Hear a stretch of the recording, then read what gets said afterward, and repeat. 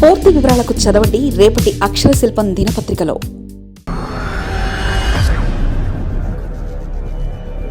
కష్టాలు ఉన్నాయని ఖర్చులు ఆగవు కదా. ఏపీ అసలే అప్పుల్లో ఉన్న రాష్ట్రం. రాష్ట్ర విభజనతో లోటు బడ్జెట్తో కొత్త ప్రయాణాన్ని ప్రారంభించిన ఏపీకి కొత్తగా ఆదాయ మార్గాలు అంతగా లేవనే చెప్పాలి. అప్పటిదాకా ఉన్న ఆదాయాలు క్రమానుగత పెరగల తప్పించి కొత్త ఆదాయ మార్గాలు కనిపించడం లేదు. ఫలితంగా నిత్యం రాష్ట్ర ప్రభుత్వం అప్పుల బాట పట్టాల్సి వస్తుంది.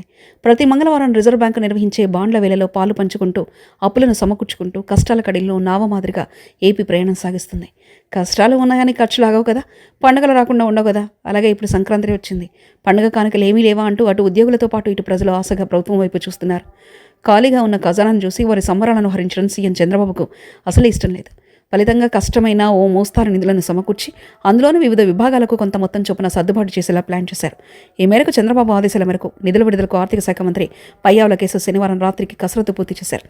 ఈ కసరత్తు మేరకు ఉద్యోగులకు జీపీఎఫ్కు 519 కోట్లు, సిపిఎస్కు 300 కోట్లు, టీడీఎస్కు 265 కోట్లు, పోలీసుల సరెండర్ లీవుల బకాయిల చెల్లింపు కోసం 241 కోట్లు, ఫీజు రియంబర్స్మెంట్ కోసం 788 కోట్లు విడుదల చేసేందుకు ఉత్తర్వులు రెడీ అయ్యాయి.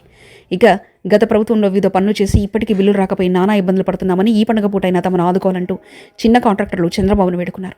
దీంతో ఈ కోటాలో ఉన్న 26,000 మంది కాంట్రాక్టర్లకు 506 కోట్లు, 651 కంపెనీల రాయితీల కోసం 90 కోట్లు, విద్యుత్ శాఖకు 500 కోట్లు, ఆరోగ్యశ్రీకి 400 కోట్లు, రైతుల కౌలు బకాయిల కోసం 241 కోట్లను కేటాయించారు.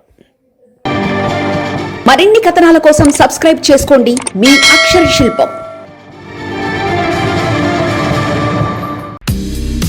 పూర్తి వివరాలకు చదవండి రేపటి అక్షర శిల్పం దినపత్రికలో.